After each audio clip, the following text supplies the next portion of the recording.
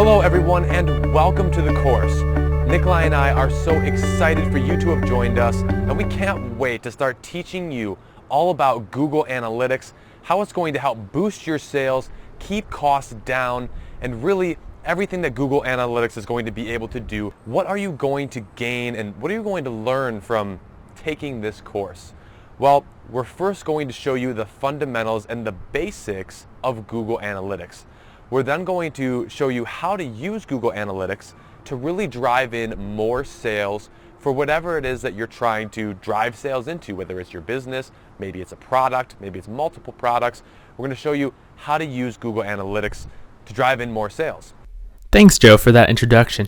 And I just want to remind you guys before we get into the nitty-gritty that this is based on a full $200 e-course on Udemy. And since you guys have really sought out help and tried to improve your own skills in Google Analytics, we're offering you a really exclusive deal to get it for just $19. Before we begin, I want to give you guys the fundamentals of Google Analytics. So if you already know how to use analytics and you already know the key terminology, I suggest you just skip ahead to the time codes listed in the description of this video. But otherwise, I want to give you guys a really great introduction so you can understand everything that's going on, and it'll get you from beginner to advanced in this video. So first thing, once you create your analytics account and you set it up your first property, then you'll come to this view where you can view your different properties, the number of sessions, the average session duration, the bounce rate, and the goal conversion rate. Don't worry too much about each one of these terms for now, but pretty much this page is giving you an overview of how different websites have been performing at just a snapshot glance, so you can know without going into a lot of depth and a lot of detail and having to click around how your sites have been doing. So let's go ahead and click on one of these properties so that we can go ahead and analyze further the data that we're getting. And I want to teach you what each one of these different metrics actually means.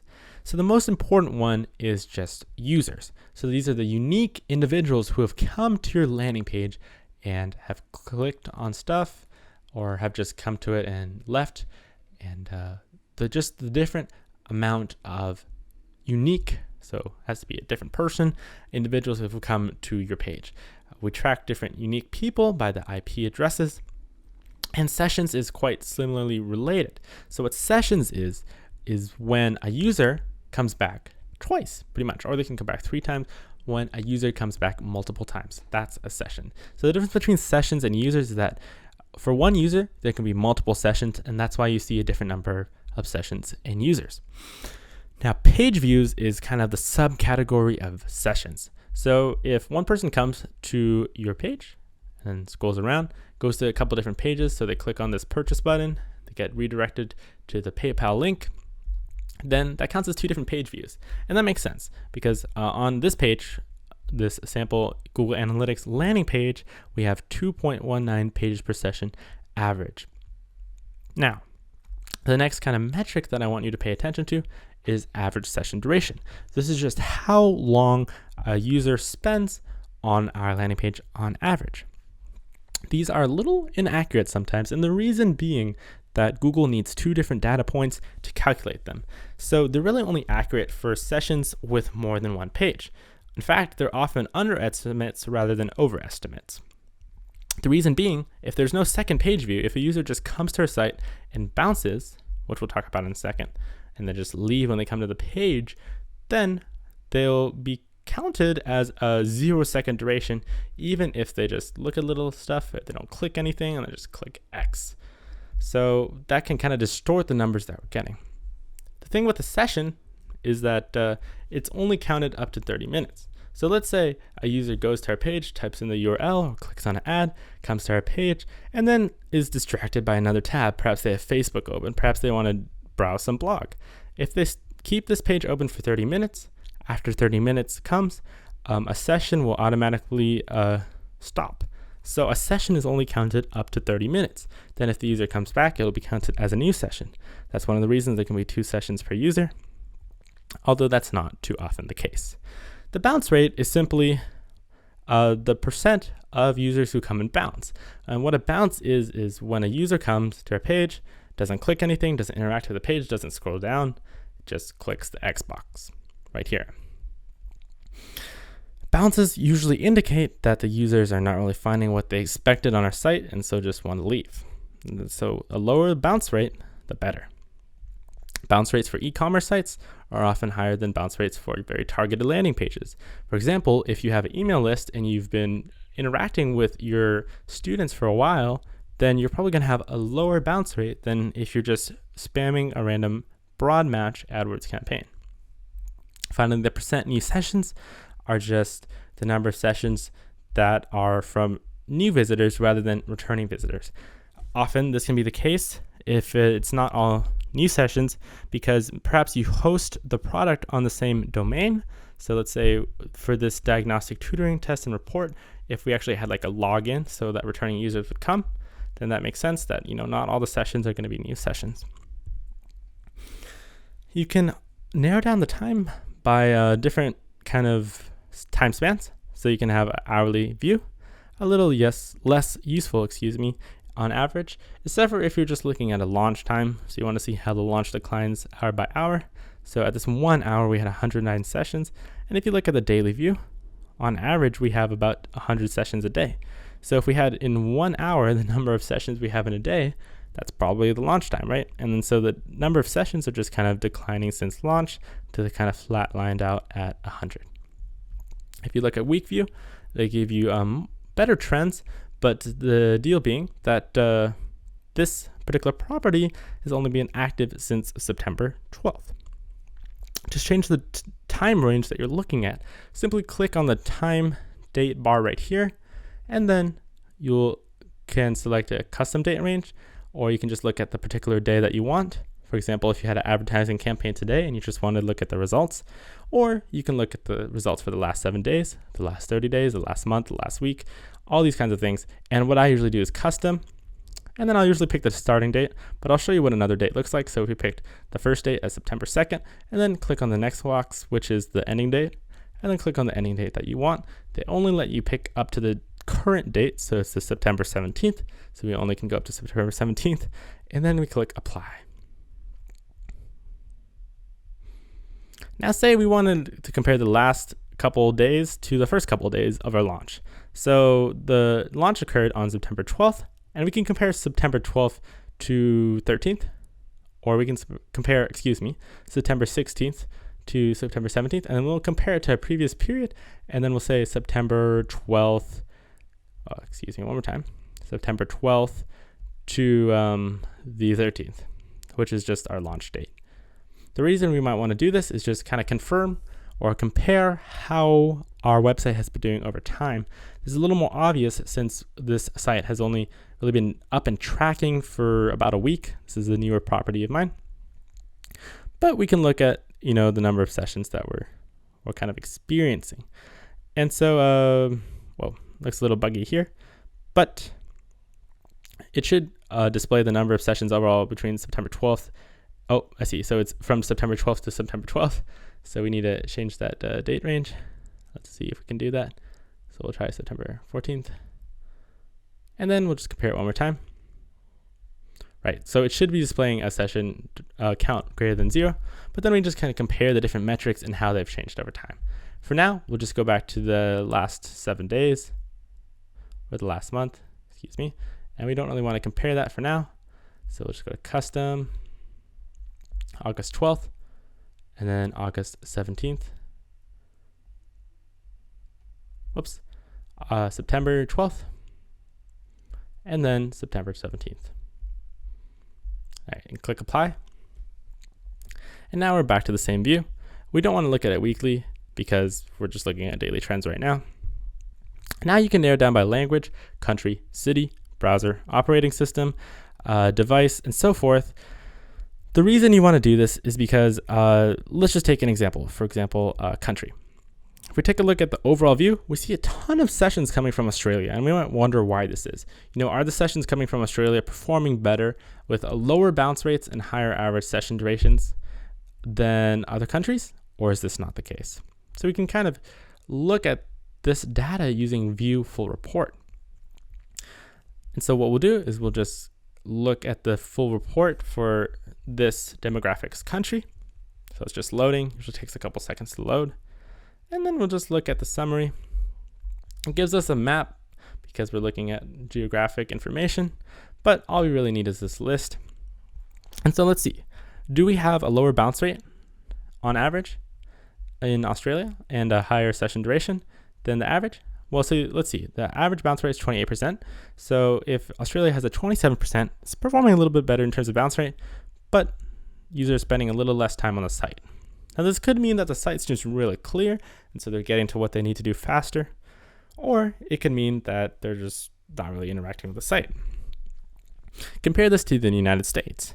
So there's even lower bounce rate, but kind of marginally. So I would say these are about the same, especially if we're just looking at 100 or so sessions. And then the average session duration is a little longer. Now this is a significant trend, so they're a little more engaged with the content. So perhaps if we're doing our marketing efforts, we might want to just target the United States, even though Australia is getting this load of traffic. Now the next kind of question, once we've looked and compared the different users who are coming to our site, might be, why is there are a lot of traffic coming from Australia? So if we're just looking at audience right now, which is what we're doing, audience overview, we can't really tell why users are coming from a certain location. To look at why they're coming from a certain location or where users are really coming from on the internet, we have to go to acquisition. And so we'll go to acquisition overview. And this tells us, are users coming from referral traffic? So referral different sites like coupon sites or something like that. Are users coming from Facebook? Are they coming from advertising campaigns? Are they coming from email campaigns? All those kind of different sources. So there's like 6 or 7 different sources right here. And they even differentiate between things like organic search and paid search. If you're not sure what that is, if you look on Google, let's just look for red shoes. If we do a Google search for red shoes, and then we look at the results that come up, the organic results in the organic search is just these links right here. And then oftentimes, if we don't have ad block on, we'll see some Google ads right here, right? And those will be the paid search clicks. So someone clicks on that ad, and then it'll show up in our page as paid search. Now, if we go to referral traffic, we can see the actual links that the referral traffic is coming from. We can do the same with the other mediums of acquisition. And I just want to show you guys why we have so much traffic coming from Australia. The reason being, the landing page kind of went a little bit viral on ozbargains.com/Australia. So that makes sense, right? It's about 600 sessions coming from Australia that we saw in the audience overview. And we see about 600 sessions from this OzBargain site. If we actually look at what it is, it's just a coupon site. Perhaps someone posted a coupon on there that was very popular. So that is kind of how we navigate through acquisition. So we're looking at how users are coming to our page, but we don't actually know what they're doing on our page yet. For that, we have to look at behavior. That's the next kind of category we want to look at. So just go to behavior overview. And then this will show us the same kind of metrics that we're looking at overall. What I look at in the behavior section is actually how different landing pages are performing. So we'll go to landing pages. And for this Google Analytics course launch, I just have different coupon codes really. So I want to look at how this coupon code please review is comparing to this coupon code PA9. And so we'll see that there is lower bounce rates for this PA9 code. So it might be more worthwhile to look into, what kind of targeting and marketing efforts have we done for PA9 versus PLZ review, and why has this one had a little lower bounce rate, a little higher average time on page, although they're pretty closely related, and there's a kind of significant number of sessions. Those are the kind of decisions that we can make in the behavior view of Google Analytics. Now, the other important thing that I like to look at for beginners is behavior flow. This shows us how are users actually flowing through our website. So what page are they coming from? What's the next page that they're looking at? What's the next page that they're looking at? How do they progress through the site? If you have less than 100 sessions, this is going to be pretty inaccurate just because if there's too few sessions, Google doesn't like to give individual information about a user, so they probably won't display anything. They'll just say, you don't have enough sessions for us to show this information yet. Be a little yellow banner at the top. But we have 1,400 sessions, so it will show us this different data. Okay, guys. Now that we have that in mind, we see who our users are under audience. We see where they're coming from on the internet in acquisition, and we see what they're doing, what's their on our page in behavior. Last thing we want to look at is conversions. This actually requires you set up a little bit of tracking. So what you pretty much do is on the payment page or the success page, once we've purchased a good, we'll put this tracking code that pretty much says counts the number of users who went through a site and were reported in the analytics, then went through the whole purchase process and then finished on our payment page. And it'll pretty much tell us, how many people have actually converted, and just gives us a convenient view that we can use to compare mediums and compare countries versus conversion rates. Real important stuff to set up if you haven't already. So those are the different options in the left-hand bar that are important when you're first starting out. And those are the different kind of terminologies, bounce rate, average time on page, etc., that you'll need to know to understand analytics and the rest of this big video to go from beginner to advanced. But also what you might need to do is link your AdWords and exclude internal traffic. So let's go over excluding internal traffic first. What this means is that when you come to your own page, you might record yourself under the analytics. And so you'll skew the data because you're probably spending a lot longer on your page because you're just kind of, looking around and it's your page. So you want to get rid of yourself. So you just go to account, all filters. This is under the admin tab again, plus new filter. And we're going to exclude yourself by IP. So in Google, just search, what's my IP address? Just look at the first kind of result that comes up. I'm not actually going to search for it. It'll show my IP address. I don't want to do that.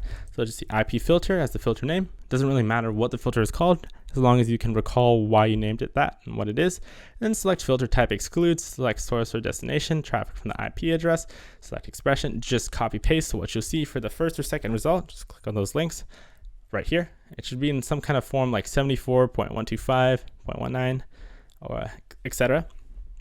Once you have that done, you want to apply the filter to all views. So just click, control click, control click, control click, so forth. And then just click add and then push save. I'm not actually going to do that because I'm not going to look at my IP right now, but that's a very simple way to get rid of yourself from influencing the data. This is important to do once you first set up your AdWords account. If you already have been running, your analytics account, if you've already been running analytics for a while, then you might have a little bit distorted data. And we'll go on later in this series about how to fix those kind of issues. But for now, that's how you get rid of errors from now on. Okay, so that's pretty much all we need to do in the admin section. If you want to link AdWords account, pretty much you just click product linking, and then you'll select the AdWords account to link. It'll be suggested by the same email address. So be sure you use the same email address for your analytics account as you do for the AdWords account. Makes things a lot easier and give you a little more data to look at. That's it for this, basic introduction to the fundamentals, the terminology that you need to use or need to know to use Google Analytics. And now I want to walk you guys through much more advanced intermediate content that's really going to help you go from beginner to expert. So let's get started. In this lecture, I'm going to teach you about the traffic game, how traffic flows, and how we can use Google Analytics to make more out of the traffic that we get to our website as advertisers. So, first things first, advertising is foremost a traffic game. We take traffic from another site with a lot of users, and then we keep this new traffic on our website. We try to keep it as long as we can to generate a sale or a conversion, a form fill. And then when this new traffic leaves our site early, which oftentimes it does, then we use tools such as Google Analytics or other web analytics tools to figure out what may be causing this kind of early dropout or abort. Next thing, the average attention span of the average person is down year over year. So just looking at the attention span statistics, the average attention span in 2015 is 8.25 seconds versus 12 seconds just 15 years ago.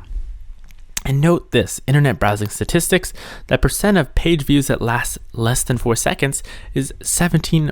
So 17% of page views, or when a user views a page, is less than 4 seconds. That's a very short amount of time to capture their attention and get them interested and wanting to purchase what you offer on your website. Traffic flows traffic doesn't like to stay in a place. Think of it as very fluid and flowing. The reason is the short attention span that we're just talking about. People don't like focusing on one thing for too long, especially if there isn't anything particularly interesting to grab their attention.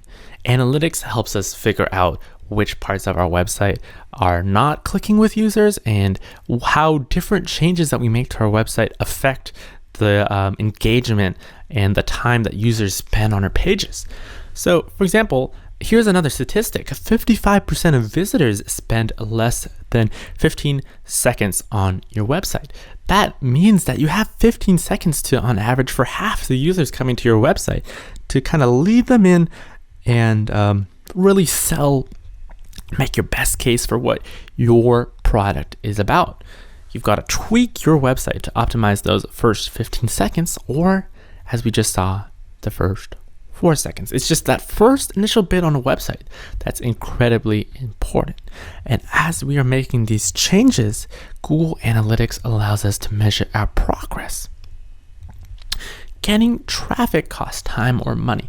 The reason that we're so concerned about improving engagement and improving the return of each user that comes to our webpage is because traffic is not free. Don't let anybody tell you that it's free, right? Some people would say, an email list or social media is free because you don't pay for each click that comes to your webpage. But on average, not sure what the actual statistic is, but it takes months or even years to build up a blog or a significant following to get that kind of strategy. And if you opt for like a more short-term strategy, such as pay-per-click advertising, AdWords, that took money. The average cost per click on Google is $1 or $2 on the search network, according to Google's own statistics. So whether you're spending time or money, traffic still costs something. We have to be very careful what we do with traffic to maximize our return. And once again, I really want to hammer in this point. Analytics allows you to get the most out of your advertising spend so you can start earning and generating a return. That's the basic of the traffic game that we're going to be looking really in depth at, and how to use analytics to lower the cost of advertising and to earn more from our advertising efforts. Thank you for joining me on this course, and I'll see you guys on the next. Now, I want to discuss the objectives and aims of this course and what Google Analytics can do for you in terms of your advertising. The two major aims of this course are to increase your sales using Google Analytics data and to decrease your costs using Google Analytics data. Along the way, I'll teach you some advanced techniques to figure out which buttons visitors press before they leave and which parts of your websites are making them stuck and want to click that close now button. For example, on a landing page such as this, we can add tracking to buttons and figure out, did users press it on the top or did users press it on the bottom? Where's their attention really going? How are the colors affecting the conversion rates and how much money we are making? Are they really clicking on the navigation links, or should we remove them? Do they prefer to scroll down the page? How far are they scrolling down the page? And similarly, we can see the kind of events that have occurred. So we can see how many people have clicked the sign up button versus how many people click the download button.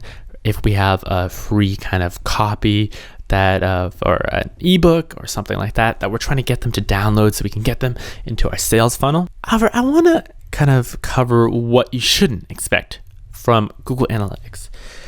We can tell what's happening. We can tell what buttons they're pressing. We can tell what they're doing. We can tell what's working and what's not, but we can't tell why that's the case, right? We can tell what's working, but we can't tell why it's working. We can tell what's not working, but we can't tell why it's not working. Why did users leave? Why didn't they click the contact us button, for example? That is something that's more in the realm of user testing, which should occur side by side your web analytics. You should get real users looking at your website from your target niche or audience. In the best case scenario, you are the target audience for your course. But regardless, with the what data, which is what we're getting from Google Analytics, you can still make educated decisions. And the better your data, with the more advanced analytics that we're going to cover, the better the decisions that you can make.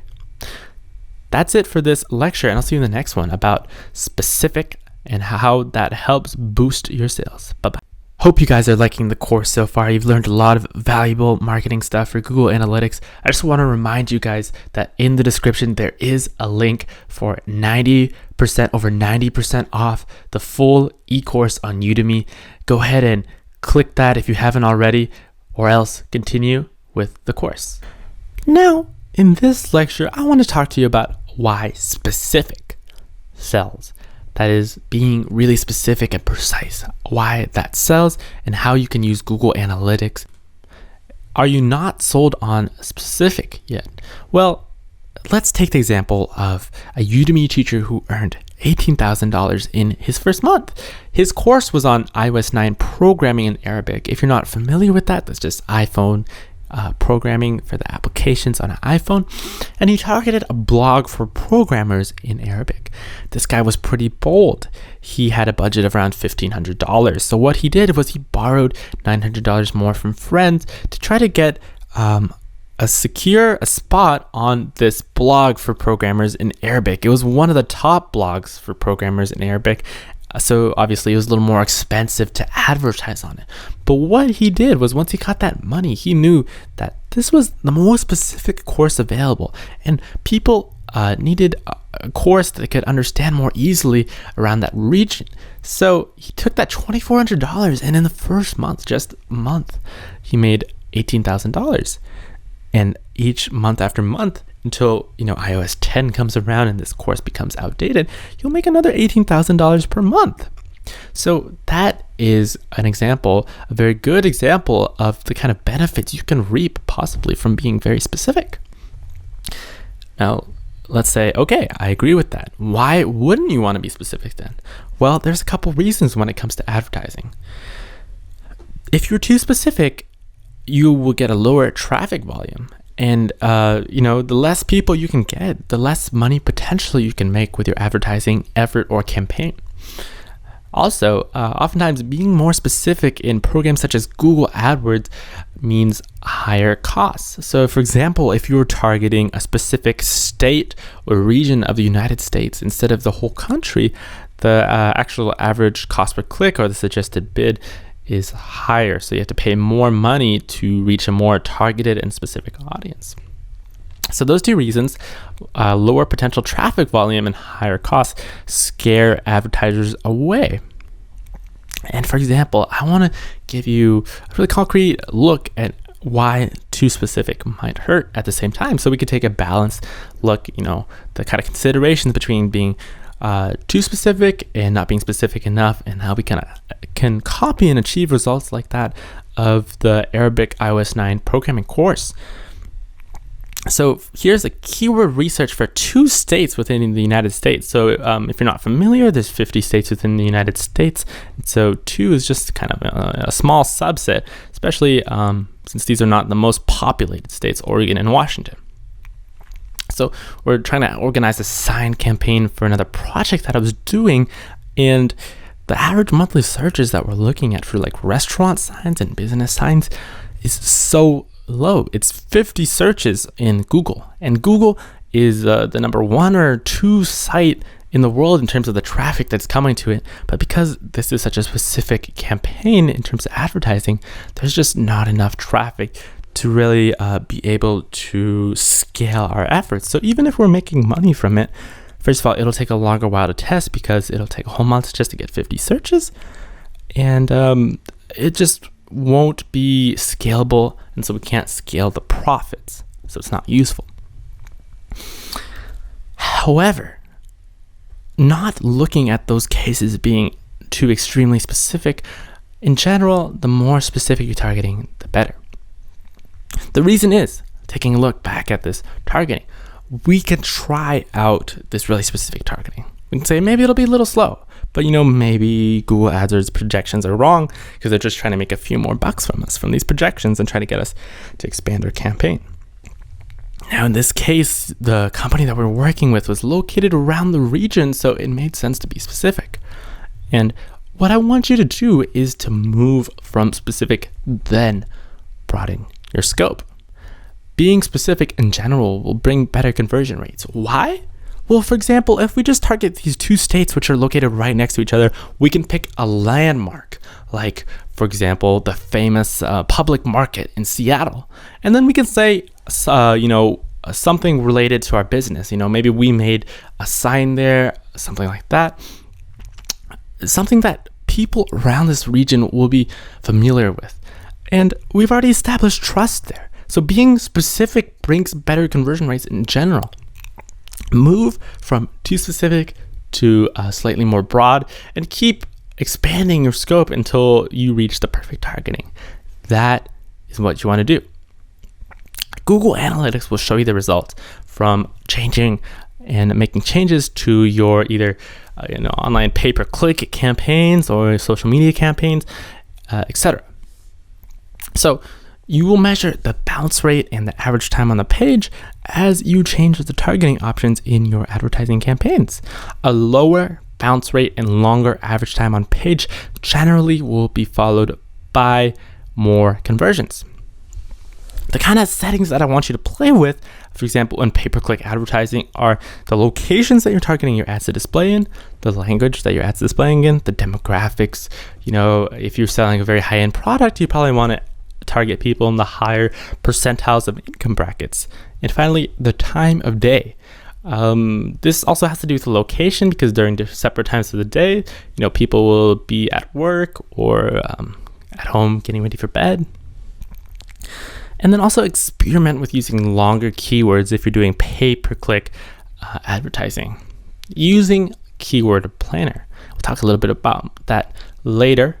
But for now, just realize that Google Analytics is the tool to measure the effect of the changes that you're making to your website. So, for example, going back to this kind of keyword planner view, which just tells us the search traffic for different keywords per month on Google, we can then measure our results. So if we just plug in these keywords into our campaign, and then we'll use Google Analytics to see, is it really performing like the expectations from Google said it would? Or are we doing better? Are we doing worse? Do we need to broaden it up? Or can we keep it very specific and focus on those great conversion rates? One of the things that we just talked about was a lower bounce rate. That's one of the things we want to get more sales, because more conversions means more sales. Why do you want a lower bounce rate? Well, first of all, if you're not familiar with bounce rate is simply the percent of people who leave after visiting your page. So you have to think about your website in terms of conversion rates. A 10% conversion rate means that 1 in 10 visitors will purchase from you. The higher the rate, the cheaper it is to acquire a customer. A bounce means that the user left without interacting in the page. Bounces will never turn into conversions. So when we're looking at that 10% conversion rate, which means 1 in 10 visitors will purchase from you, that's only out of the visits that are not bounces, right? Because a bounce will never purchase from you. A lower bounce rate means a higher and larger potential audience that could convert. So a lower bounce rate makes it easier to get conversions. Now you might say, wow, that's a very abstract explanation. Let's look a little bit more into the numbers. So let's do that. Let's compare two different examples and see how a lower bounce rate helps our conversions. So let's say in both examples, 100 visitors come to our site. If we have a 60% bounce rate, there's 60 bounces. So if 100 visitors came and there's 60 bounces, then there's 40 real visits left, because bounces are visits where the users just leave. So we're only looking at the visits that are not bounces.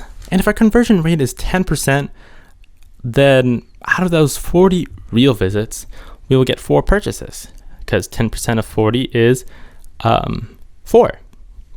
Without looking at the bounce rate, this looks like a 4 out of 100, or a 4% conversion rate. So if we don't take into account the bounce rate, it looks like we're getting a lot lower conversion rate than we are. You have to remember, we're excluding these bounces because bounces will never turn into conversions. Now compare this 4% conversion rate to if we lower the bounce rate by 20%. So remember last time we had a 60% bounce rate. Let's look at the math if we have a 40% bounce rate. 40% bounce rate out of 100 visitors means 40 bounces. 100 visitors minus 40 bounces is 60 real visits. If our conversion rate is still 10%, out of the 60 real visits, we'll get 6 purchases. So by dropping our bounce rate by 20% from 60% to 40%, we get 2 more purchases for the same amount of advertising spend, right? Because we had 4 purchases here, now we have 6 purchases. So between 6 and 4 purchases, that's a 50% increase in sales and revenue just by lowering our bounce rate. That is the power of a bounce rate in terms of Google Analytics. And Google Analytics is the framework where we can look at how different changes are impacting our bounce rate, because we have seen how much a bounce rate can impact sales and revenue. That's it for this lesson, guys, and I'll see you in the next one. Bye-bye. Once more, guys, just want to remind you that there is a full deal to get 91% off of the full course. It helps support what me and Joe are doing here on YouTube, trying to provide free, valuable education on Google Analytics. And we can also answer and support you one-on-one in the course. I'll see you there.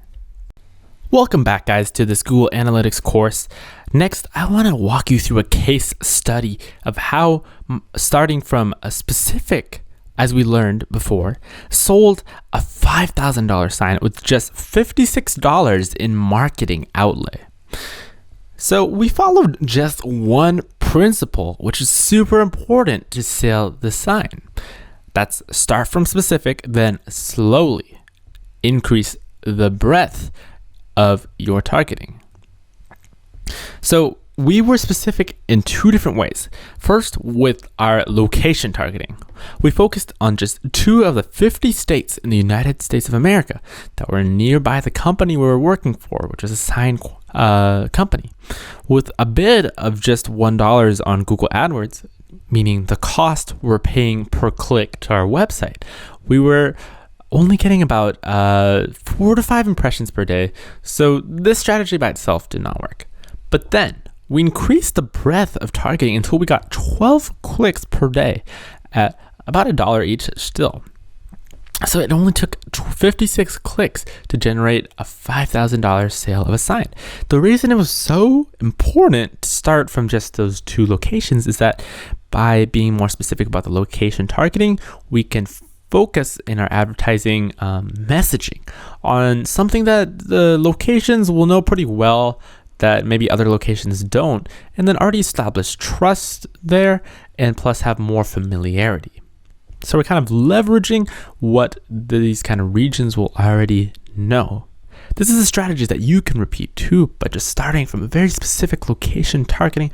Do some research about which areas might be best for your niche, and then from there, build and slowly increase the breadth of your targeting. And so the next thing that we did was we played with specificity in ad groups. So for 2 different kind of ad groups in AdWords, we had one where we brought them to a page where they picked the type of sign they were interested in. For example, neon signs. And then we brought them to another where we picked this type of sign for them. So for example, if the advertisement said neon sign, we brought them to a page with neon signs. Because the second ad was more specific, it was more likely to generate a sale.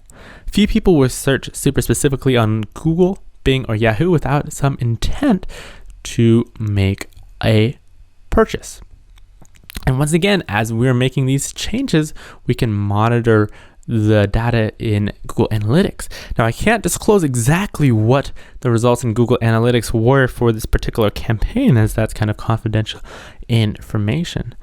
But one of the kind of key things that we saw was that bringing them to the more specific page did increase the bounce rate slightly, but what it did also was increase the average time on page. So we kind of played around with which one was more worthwhile. That is, a lower bounce rate, which we've already looked through the math that can really help us with lowering the cost per sale, or increasing the average time on page, which just means we have the user looking at more and more of our information. Because remember, the average time on a page is, for 55% of internet users, is less than 15 seconds. So the takeaway from this kind of campaign is start from specific. Don't try to boil the ocean. Start small and expand your targeting. If there's no response, measuring the response with what? Bounce rate, average time on page, using Google AdWords until there is a response. That's it for this lecture, guys, and I'll see you on the next one. So let's say you get a lot of bounces in your campaign, and you've viewed this from your AdWords or your analytics data that the bounce rate's pretty high, and you've compared it to the average bounce rates for different kinds of sites that I've included as an external resource. So you've decided that, maybe it's a little too broad of a campaign. One of the things that you can kind of play around with is keyword match types. This is available in most pay-per-click advertising platforms such as Bing Ads or Google AdWords. Taking a look at Google AdWords, I'll show you an example webinar that I've marketed before. So there's 3 different kinds of match types, and the first type is broad match. So broad match would be something without quotation marks, so just the word. For example, if we wanted to add the keyword business ideas as a broad match, then we would just use this and then add it. And broad match means that when someone types into Google, so if we go to google.com, so when someone types into Google anything kind of similar to business ideas, then our advertisement will come up. So it could be something like any of these kinds of suggestions that Google thinks is similar. So it could be like business ideas for college students, or it could be even something as irrelevant as worst business ideas for college students. And it's a lot less likely that these kinds of ideas or search terms will really be relevant to our ad. And then the next kind of match type is phrase match, which is just quotation marks. And so that means we have to have the specific phrase in our search term, so it can't be like separated. So for example, back in broad match, it could have been business model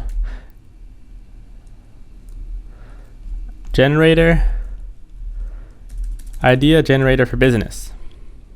As long as it has those 2 words in it, then it is okay to display our ad for it. So we would have our ad displayed for this search term, even if our ad is really about business ideas. And this is somewhat relevant, but perhaps it's, it can get stretched. So if we have a phrase match, business ideas, then it has to include the phrase business ideas. So it could be like great business ideas or bad business ideas or anything similar. Then there's exact match, which is in brackets. And what exact match means is it can't be anything but those exact terms. So if we have an exact match of market research, then we have to see market research for our ad to display. And so some of these companies could have picked an exact match, but we wouldn't know. Anyhow, when you're designing your campaign, these 3 different options range in specificity. So if you have a broad match, then it's the least specific and most broad, and oftentimes the most irrelevant with the highest bounce rates. If you have a phrase match, it's in between, and if you have an exact match, it's oftentimes too specific to bring the amount of traffic for the right price. So oftentimes I veer for phrase match, which just gives us, pretty closely related ideas. Here's what happens in AdWords, and here's how you know if your match type is really working for you. So let's say we're trying to market a Udemy course, right? And we drive some traffic of around 200 clicks or 200 sessions. And so we'll take a look at the exact match search queries. So how we do that is we go to the left, scroll past audience, scroll to acquisition under AdWords, make sure you have them linked, and then if you're unsure how to do that, please post a discussion question and then go to search queries under AdWords, and then it'll display all the exact search terms that individual customers or potential customers typed into Google for your ad to be displayed. Now, since I use broad matches for these keywords for the search term Udemy, my ads were displayed oftentimes with the most generic sounding keywords possible, which isn't necessarily the best thing, but also brings the cheapest traffic. So once again, there's this balance between expensive traffic and too expensive or being like too broad. To learn more about that, check out AdWords Math. But for now, we're looking at what we can do in analytics for our advertising account. And if you scroll down and keep going right to see what kind of terms are triggering your ad, and they start to look very relevant, like best small business ideas in Pakistan, or Excel Udemy.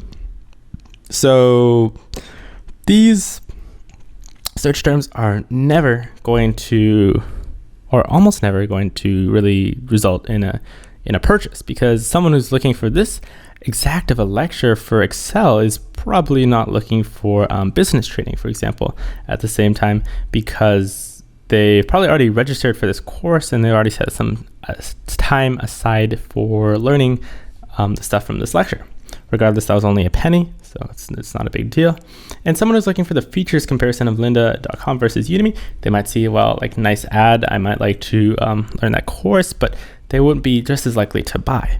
So, keep scrolling through and ask yourself, does it make sense that my ad would display for these search terms? And if it doesn't, really consider changing the match type. See, these are like misspells, so it's okay for misspells. And that might help sometimes, but for example, I don't want to display for Jerry Bainfield on Udemy. He's a great instructor, but if someone's looking for his courses, they probably have a lot more customer loyalty with him and would be less likely to buy a course from me. So this is just one way to find out whether your match types are too specific or too broad. And keywords are one of the most important things for deciding whether your campaign is specific enough or too specific or too broad. So pay attention to AdWords search queries to determine the targeting. See you in the next lecture. Hope you guys are liking the course so far. You've learned a lot of valuable marketing stuff for Google Analytics. I just want to remind you guys that in the description, there is a link for over 90% off the full e-course on Udemy. Go ahead and click that if you haven't already, or else continue with the course. Now, as an advertiser, another strategy to use to get more specific is to focus on potential customers that have already purchased a competitive or existing offering of a competitor. And there's two different ways to do this. One is in AdWords or Bing ads, and the other is in Facebook ads. Both are quite useful ways to do it, and so we'll go through each. And then finally, we want to look at how to analyze the data that we're going to get from comparing these very specific kind of user types to the general kind of traffic that we're getting on our website. And we're going to compare, are the bounce rate lower?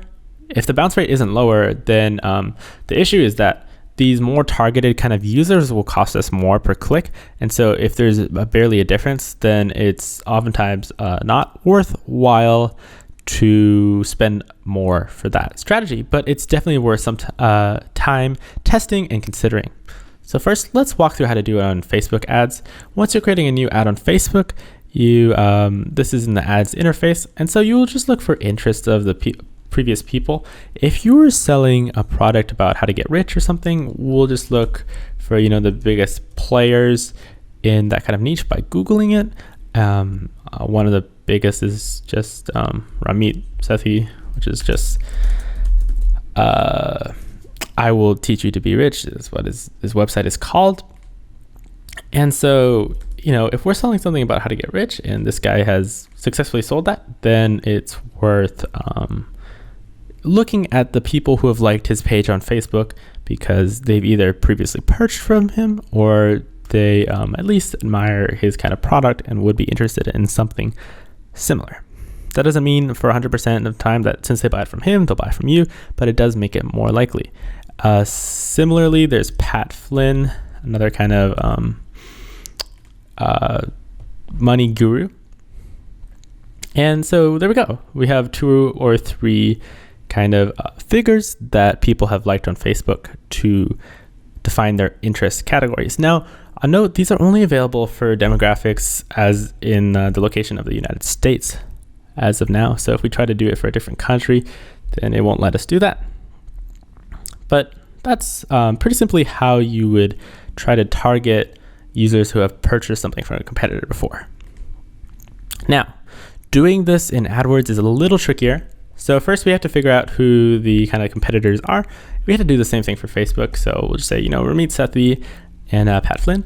And then so when we're creating our ad group, then we'll simply create another right now. Here, we'll go under an example campaign.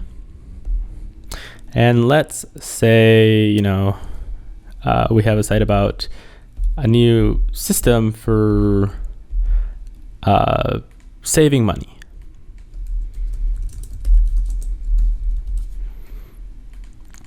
So then we would just write a sample ad. It doesn't really matter what the ad says for now because this is just an example.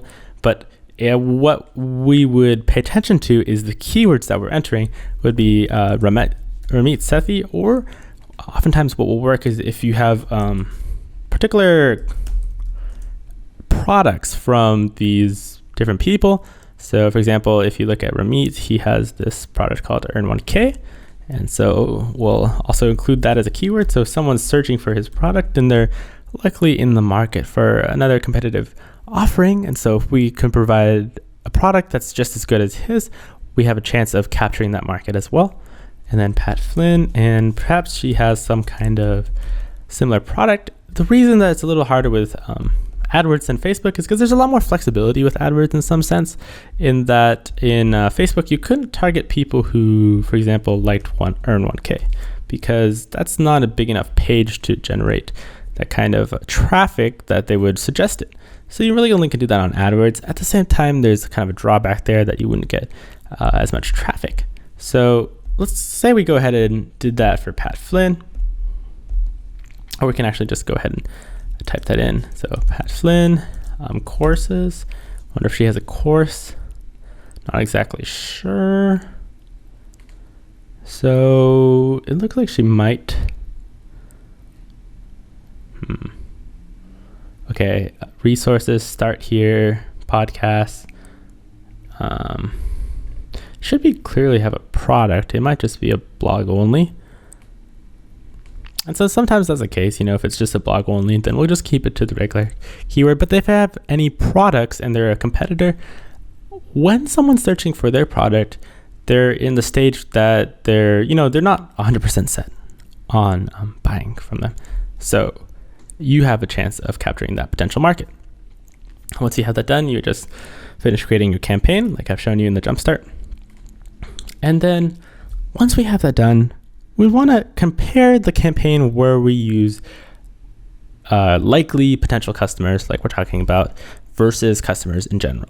So let's take an example where for marketing a Udemy course, we take people who have searched for Udemy courses before versus just a general audience that we get from SEO and a more organic search and how we're just regularly discovered. Now, since this is Udemy and Udemy is a big site, a lot of the organic search is people who have already searched Udemy in Google and are already on the Udemy site. But bear with me for a second. So let's pretend that, this Udemy keyword kind of campaign that we've narrowed down to is the equivalent of the results that we've gotten from looking at the customers of a competitor. To build a segment, or to view this, you need to build a segment first. And so how you do that is under AdWords or Analytics, you just go down to where you see the percentages and the little kind of icons, and click plus. And then you want to build a new segment. This assumes that you've already linked your AdWords to your Analytics. If you haven't, you just go under admin. And then once you're under admin, then there will be an option to do so.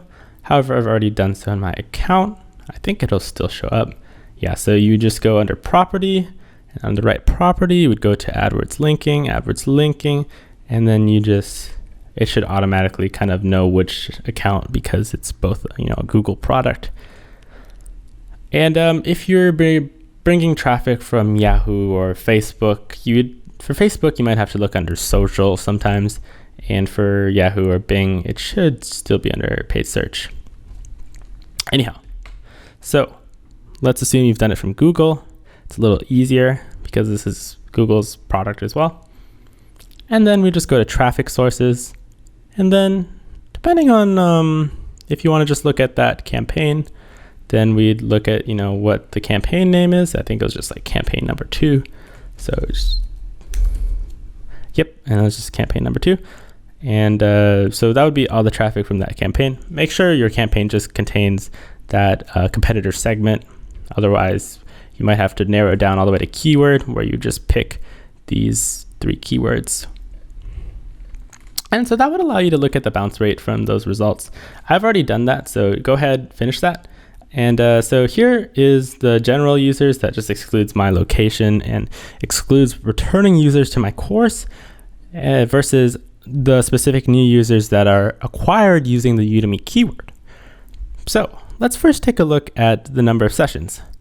There's less people that are found using the Udemy keyword because it was just a strategy I tried for a few days for marketing my Udemy course versus the more general audience. There's more sessions because there's organic search discovery every day. Little spike there. And then what we're really paying attention to now is the bounce rate.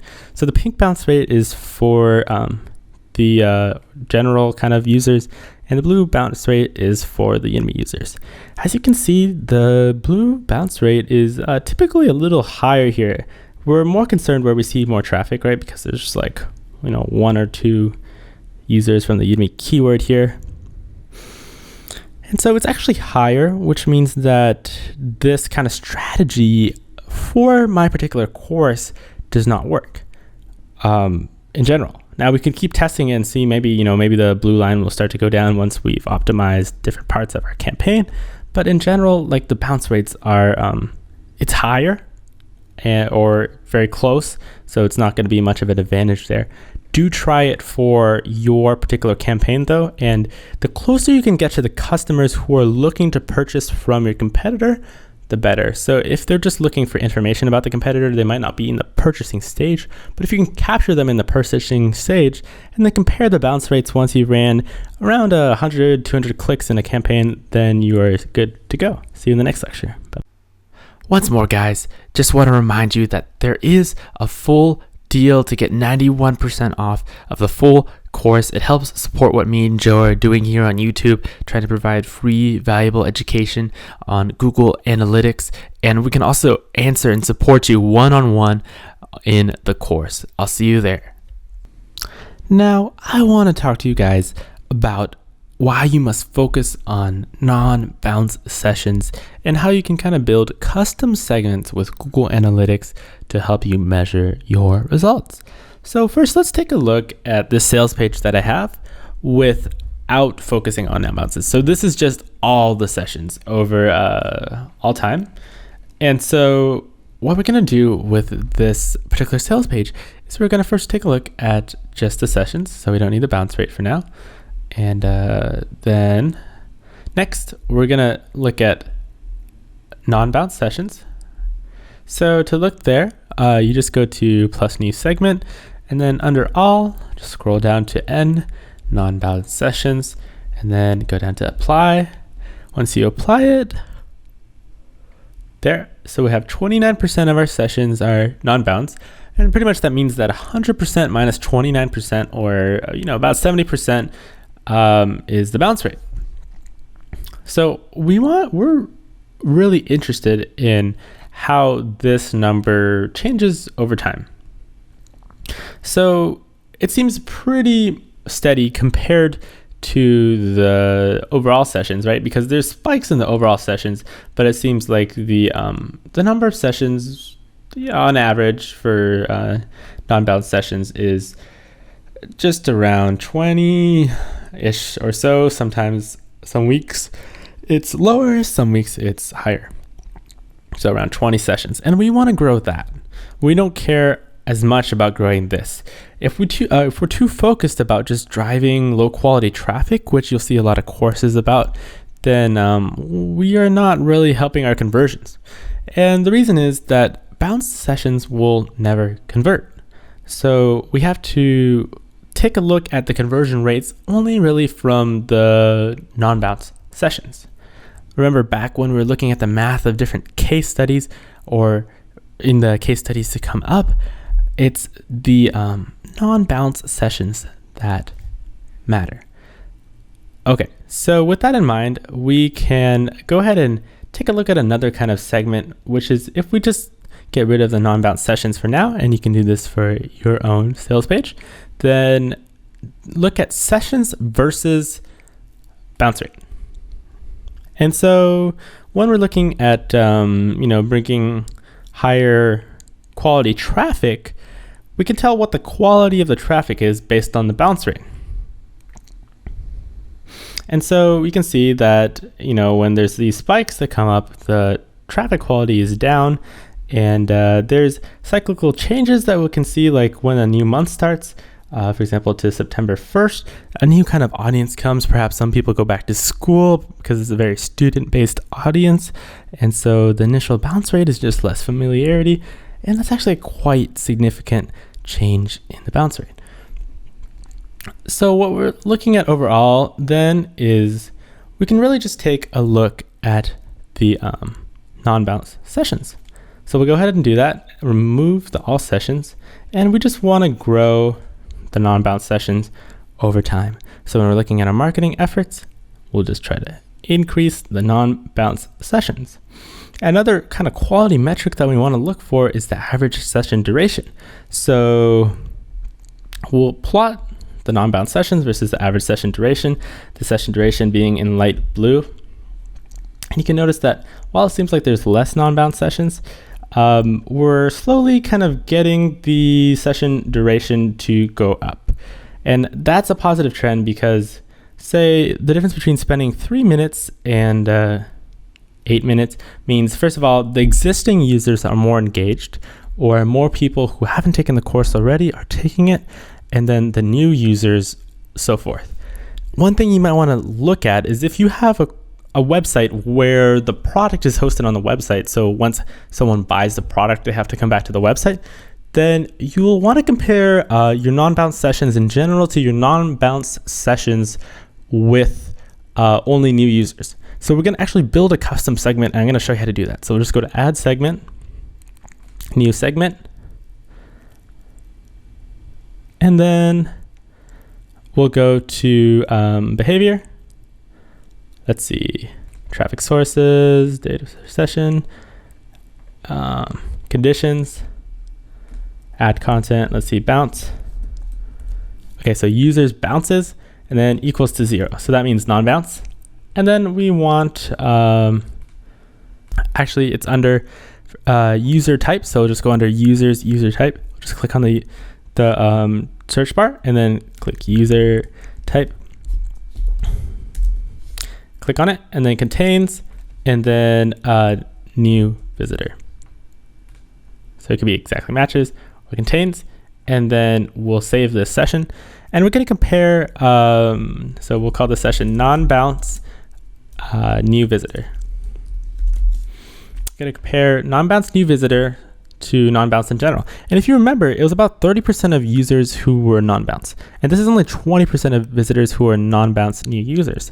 And so what we're kind of interested in is the difference in the average session duration when we're looking at new visitors versus non-bounce sessions in general. So really what we want is just the average session duration. So we'll get rid of sessions in general for now. But taking a look at this, we'll see that while we're still looking at sessions, non-bounce sessions in general is in the blue, and then sessions of non-bounces and new visitors is in the orange. If we go to a daily view, it's always significantly less. So the days where the gap between the orange dot and the blue dot are greater means that there is more returning visitors coming on those days. And so when we're trying to sell our product, which is what advertising is about, right? Because we're not advertising to the existing customers per se, then we want to look and focus on, even more specifically, non-bounce new visitor. And so we want to track the growth of that over time as well. So some of these dips, if we look at the non-bounce new visitors, it's actually quite low, close to zero. And so that's something that we should be concerned about. And then next, we want to look at the average session duration. And so we do want the average session duration to go up over time. If we look at it a week, we can kind of average it out. And yes, it's going up over time, which is a good trend because the more engaged the users are, the more likely we can either market to them more stuff or just sell them more during the session. And the weeks or the days where there's a bigger gap between the non-bounce sessions in general and that the non-bounce sessions new visitors means that the existing visitors are really using the products on those days. So we can see it kind of spike right here mid-month in August, and then a spike right here at the beginning of the new month. When the duration's closely aligned, it just means that maybe the returning visitors aren't spending a significant amount more time. And if you're running an online course, then that's concerning, of course, because you want the existing visitors to come back, use the product, and enjoy it. And so when you want to focus on a benchmark to grow, you want to look at non-bounce sessions and new visitors. So that's how you kind of navigate between bounces versus non-bounces and new visitors versus old visitors, and then combining the two into non-bounce new visitor and building that segment. I'll see you in the next lecture. A final note, guys. You've gone through about an hour of the content. We have a full 3-hour course. You guys are still going to learn how to decrease costs of advertising with Google Analytics, how to get super accurate data and avoid errors using advanced analytics with event tracking, and very common mistakes that you can avoid in Google Analytics with simple techniques to fix them, as well as case studies of how we have used Google Analytics to boost revenue and impact the bottom line. You're going to get all of that plus more, plus access to ask us any questions one-on-one. Just hit this link in the description and get it for 90% off. I'll see you there. I hope you guys have enjoyed the course so far. Bye-bye. Now there's one last piece of really valuable content that I want to share with you before I kind of direct you off to that main course if you're still undecided. I've recorded my webinar on the top 5 advertising mistakes and how you can easily avoid them using some of the techniques that you're going to learn in this Google Analytics course. So let's jump straight into that, and happy learning. Welcome everyone to this webinar. I'm so excited that you guys have joined me. Let's learn today about the top 5 advertising mistakes that advertisers make and how you can easily fix them using simple techniques. And I'll show you step by step how to do that. So let's get started with number 1. Number 1 is including bounces in the cost of acquisition of a customer, or CAC calculation. The reason that this is a problem is because bounces are the sessions who come to your website, who come to your landing page, and then simply exit out when they get there. Bounces, in short, will never buy. They're never going to convert. And if you include them in the cost of acquisition of a customer calculation, what that's going to do is make your conversion rates look really low, discourage you from doing further advertising, and actually distort the numbers that you're using when you're calculating how much it will cost to bring in customers. So what you should really do is be focusing on lowering that bounce rate by providing higher quality content, and then you'll lower your advertising spend as well. So let's go through some examples of why bounces will make your conversion rates look smaller than they actually are. So let's say 100 visitors come to our website. And if we have a 60% bounce rate, which is, not bad, then that's 60 bounces. If we have 100 visitors minus 60 bounces, there's 40 real visits.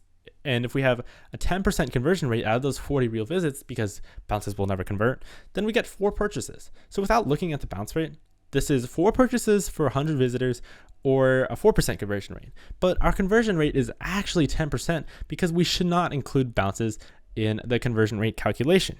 Now, a conversion rate of 4% is going to look like it's a lot more expensive to advertise, then is a 10%, and it's going to seem a little bit more outlandish. Let's look at another example. Say we have 100 visitors come to our site, but instead of a 60% bounce rate, we have a 40% bounce rate. So if we have a 40 bounces, 40% of 100 is 40, then we have 60 real visits.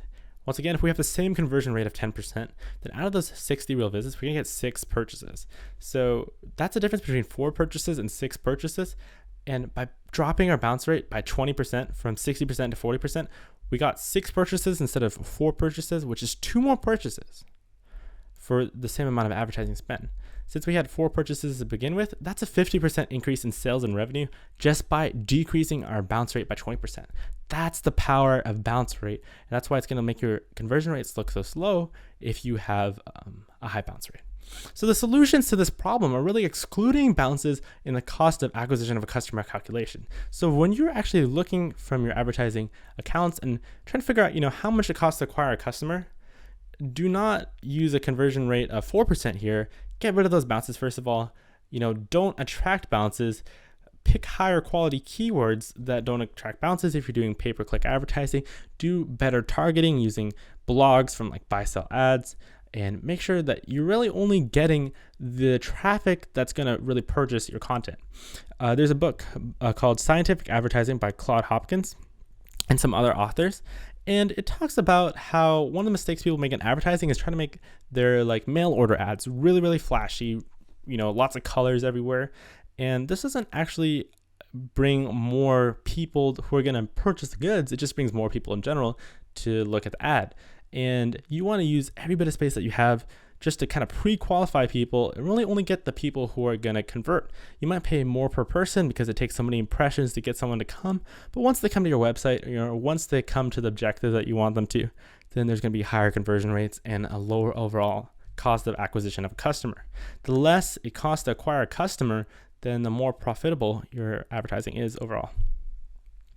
And the next thing you can do is build non-bounce new visitor segments in Google Analytics. And this is something I cover in my Google Analytics course. Now, another mistake that advertisers make is relying too heavily on inaccurate average time on page calculations. So the time on page that you see in Google Analytics is improved with event tracking. And before you do so, it's often at times inaccurate. The reason is because Google calculates it using 2 data points. So it has to have 2 data points. The data points are generally the page views, unless you have event tracking, which is why event tracking is so powerful. But if we're just looking at page views and there's only one page view, then Google actually can't calculate the time that a user spent on the page. And by default, it'll look like a 0, 0, 0, 0, 0, 0, which just means 0.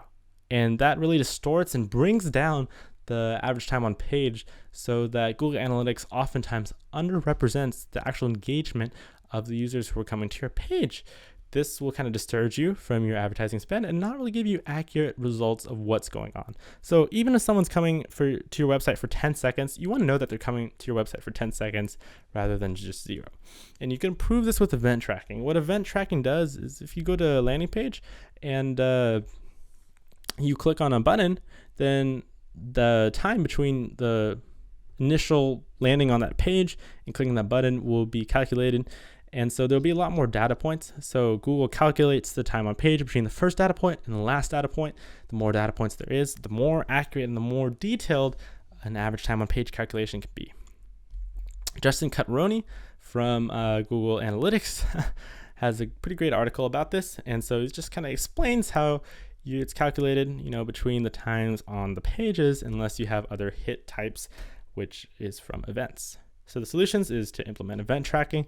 This is something you also learn in the Google Analytics course and also in the Market Research 101 course, or to narrow down by city. And what I mean by this is when you're going to Google Analytics, you have to narrow down the view and pick the secondary dimension of a city. So I actually want to show you step by step how to do this. So we'll just go to analytics.google.com. So we'll go ahead and pull it up, and narrow down by city actually lets us look at kind of very individual sessions.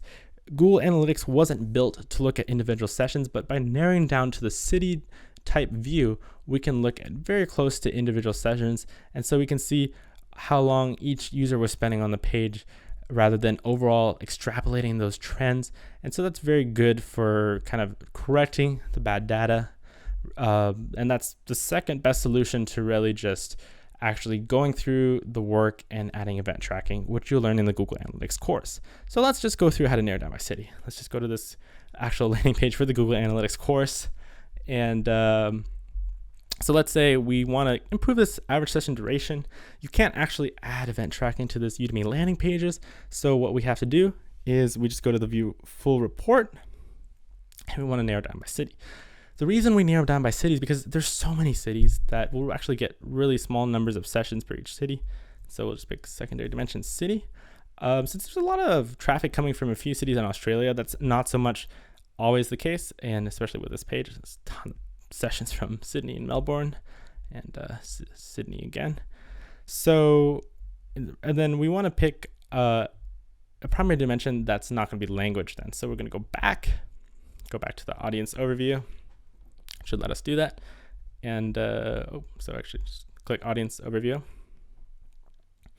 Once you're there, go to city instead of language, click view full report. And then the secondary dimension that we also can pick other than just city is actually browser version. Okay, so what we do, scroll down. Here's the different cities. And then under secondary dimension, we'll just pick browser version. What this allows us to do is, once again, it's just, there's a ton of different browser versions. So we'll just narrow down to even more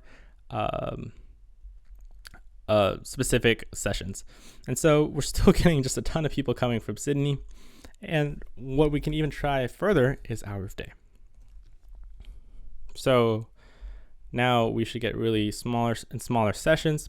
Ideally, if you have a ton of people coming from one geographic location like you do here, nothing's going to be perfect. But if we go to the next page or so, and there's 741 different categories now, then we can start to see smaller and smaller trends.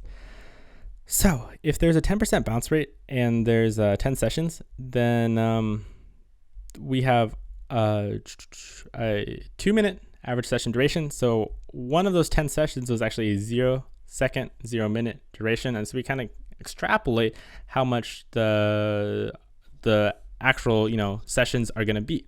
And so the closer we can get to one individual session as we keep going through these pages, and there's 741 results, then the more accurate we can get. So right here, for example, the bounce rate was 20%, right? There's 5 sessions, 20% bounce rate. And the average session duration was 1 minute and 10 seconds. So if 20% of the people spent 0 seconds and 80% of the people spent more time, the average comes out to be 1 minute and 10. So the actual average session duration should be greater than 1 minute and 10 seconds. So that's pretty much what narrowing down by city can do. It can help you kind of identify the errors, but once again, the main fix is just implementing event tracking. So let's go back to this presentation. The next big mistake that advertisers make is a lack of clarity in sales page design and focus. So what you really want to do here is have a call to action and respect that the kind of leads that you're going to generate these days are going to be people who are actually looking for information over just a really hard sell. So there's all this information available on the internet. They just want the information to make a purchase. And then once you're giving them that information, you can kind of include the different benefits of your product throughout that more informed kind of approach. So equip your visitors with information and make sure there's a clear kind of call to action of your page. So, just with the action figure, you want to make it very clear what your page is about. For example, if you're selling a diagnostic test, I'll show you what an example landing page looks like. These are created from templates downloaded from lead pages. Then see, there's a very clear call to action on this page, which is that we want them to purchase it or preview it. If they preview it and they like it, then they'll go back and they'll purchase it, right? So it's all about that purchase. We always have that be the kind of clear contrast on the button, which is a landing page optimization principle. So that's what I mean by having a clear call to action. Just have one, by the way. So the reason we have preview right here is because purchasing is a little bit of a harder sale, even for a pretty long landing page like this. So try to focus on one kind of conversion, which in this case was purchasing the diagnostic tutoring test and report. So even on the page that you guys use to sign up for this webinar, there's a very clear conversion, which is just signing up for the webinar and claiming your spot. And that's why this webinar actually had a 50% conversion rate. So half the people who came to the page from the course actually just converted to the webinar. So the solutions to a poor landing page design are as follows: call to action, where we're talking about claim your spot button. Trust symbols. You just want to make sure that visitors know that your website is trustworthy. So for example, on this page, we have a HTTPS certificate, which just tells users that their information is protected, secure. And if we did have any kind of payment processing, then they would feel comfortable making that purchase. We want matching headlines. So if we brought them here from advertisement, the advertisement says the 5 biggest advertising mistakes. The first headline that we show should also say the 5 biggest advertising mistakes. And we want to refer to landing page principles in another one of my courses, Market Research 101, which will talk more in depth about how to make great landing pages. Cold leads. And this is another kind of issue that, people approach cold calling and they know that it's not going to work. They know that a lot of people are just going to drop off and not really be interested in what they're selling. But when you're creating landing pages and when you're just bringing cold leads in through random shotgun advertising, you're going to get much of the same results. So what you really need to do nowadays is create more targeted funnels. One online instructor did this by promoting new courses to existing students, and they got a really good advertising result, which is pretty much free, right? They got $1,700 in 1 month. And then they promoted the course to unknown students. They tried to attract a bigger audience. They were using that kind of cold leads, faulty approach. They assumed it would be the same as using warm leads, which is the existing students. They got $0 in revenue for all their advertising spend. The reason they did is because cold leads are very hard to warm up, and you're going to get much more lower conversion rates unless you have a very high priced product and you have no other ways of attracting audiences. Build deeper funnels.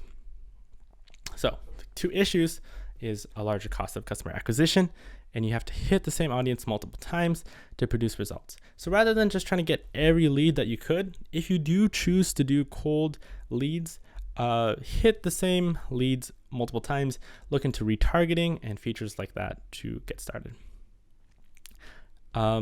In contrast, using warm leads can produce really great results.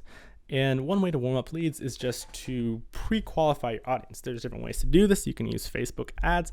What you do with Facebook ads, pick the audience of your competitors' pages. So if you're, landing page optimization, pick lead pages audience, something like that.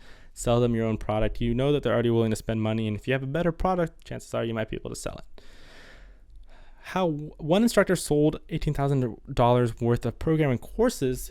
So they had an iOS 9 programming course in Arabic, and he picked a Arabic blog on programming. It was one of the biggest ones that was in Arabic. He wrote a blog post, paid $2,000 for that, and since all the traffic was so pre-qualified and there wasn't really resources available in that particular language at the moment, there was high need, and he kind of pre-qualified, had warmer leads even though they were technically cold, and he sold a bunch of money. So the solutions to cold leads: target blogs like this guy did, and then narrow down to the competitors' customers like I was talking about with Facebook advertising. This is something I teach in my course called AdWords Math, briefly, not the whole course, but you'll get a little more in depth over there. So another important mistake that you want to avoid in advertising is match types in Google AdWords. So pretty much every advertiser has used Google AdWords at some point, and you want to gauge your targeting using the search terms feature that I'm about to demo. So let's go ahead and go into AdWords. The issue here is that your targeting might be too broad. Oftentimes, your targeting is too broad over too specific.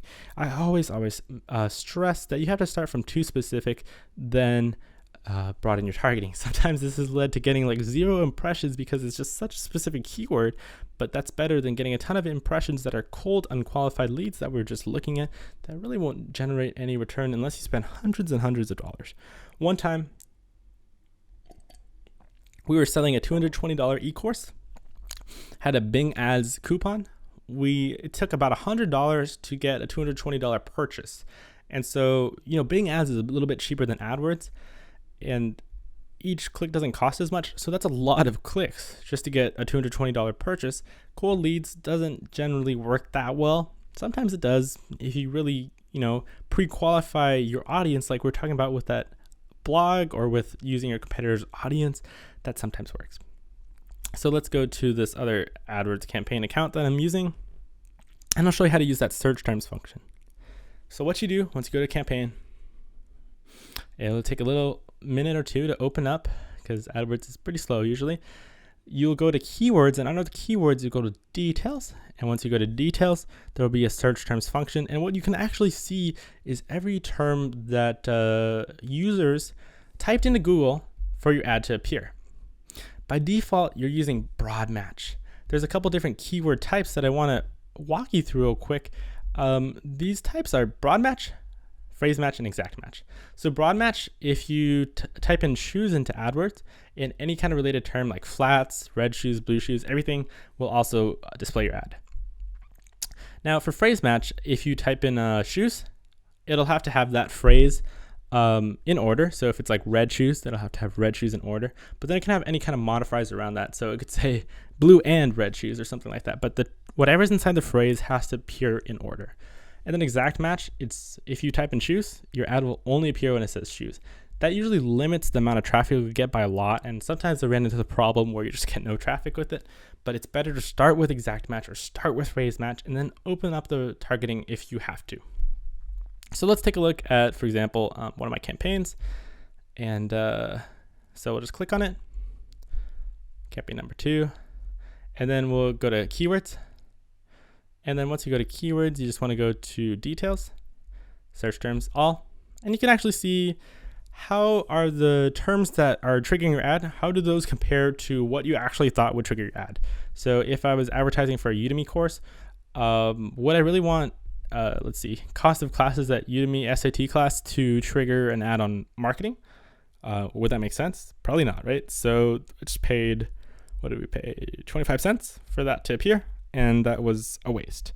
So you always want to monitor this every now and then, a few days, to figure out, am I really paying for ads that are going to convert? That's another matter of pre-qualifying the targets and figuring out if you have specific enough advertising to really generate a return. Match types, little play on words right there. And so that's just the kind of search terms function that we're talking about. Finally, the solutions for this issue are starting from specific and opening up your targeting. So start from specific is what I mean. Start with exact match, start with broad match, or the equivalent of whatever advertising platform you're using. Start from really, really specific. If you're using Facebook ads, target really specific locations, really specific interests with small audience groups of like 10,000 or something. Use blogs that your users might be interested in. You'll often be really surprised. The blogs usually have Facebook followings. Just use the Facebook group, get the interest, open that up. And then once you figure out that it might be too specific and you might not be getting any impressions at all, open up the targeting. Slowly but surely opening up the targeting. Okay, now it's open question time. I'm probably not going to include this in the recorded version of the webinar, but I'll go ahead and answer any of your guys' questions.